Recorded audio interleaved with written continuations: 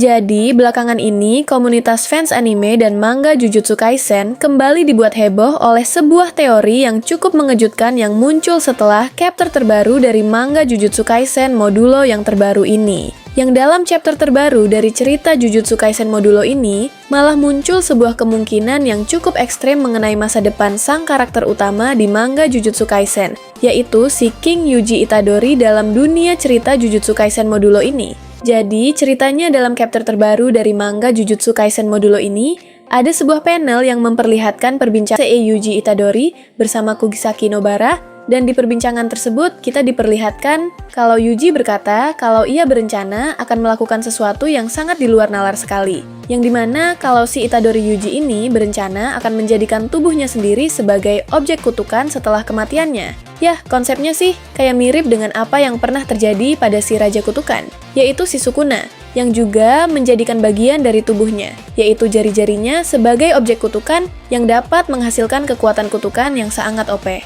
Dan seperti yang kalian tahu, kalau dalam dunia Jujutsu Kaisen, kalau kutukan adalah sebuah manifestasi energi negatif dari manusia, yang dimana sumber kekuatan dari para penyihir di anime Jujutsu Kaisen ini muncul dari emosi seperti kebencian, ketakutan, dan penderitaan.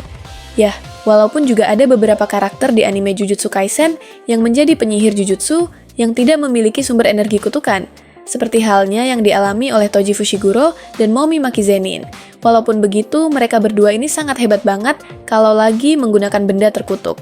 Dan di sisi yang lain, jika memang benar kalau si King Yuji ini benar-benar ingin menggunakan cara yang sama kayak yang terjadi pada si Raja Kutukan Sukuna, yang dimana setelah kematiannya ratusan tahun lalu, tubuh Sukuna tidak benar-benar hilang. Sebaliknya, malah bagian tubuhnya yaitu 20 jari milik Sukuna berubah menjadi objek kutukan yang menyimpan kekuatan luar biasa. Dan ketika seseorang mengkonsumsinya, mereka bisa memperoleh kekuatan dari si Sukuna, meskipun dengan risiko kehilangan kendali, seperti halnya yang dulu pernah dialami oleh si EMCE kita yang satu ini. Karena sejak awal cerita, Yuji telah menelan beberapa jari Sukuna, dan secara tidak langsung, ia malah menjadi wadah bagi Raja Kutukan tersebut. Yah, walaupun rencana yang dibuat oleh Itadori Yuji ini, terkesannya sangat mirip dengan apa yang terjadi dengan si Sukuna. Cuman, ya terbesit dari semua hal itu, kalau sebenarnya si Itadori Yuji ini mulai merenungkan tentang masa depan bagi dunianya setelah ia pergi. Karena Yuji ini telah menjadi pawang untuk mengalahkan setiap anomali yang berpotensi dapat membahayakan umat manusia yang ada di bumi. Dan si Yuji pun juga menyadari bahwasanya, kalau konflik antara manusia dengan kutukan dan berbagai ancaman lainnya, kemungkinannya sih tidak akan berhenti saja sampai benar-benar sumber masalah utamanya benar-benar hilang. Dan karena itulah muncul sebuah ide yang cukup mengejutkan dari pikirannya.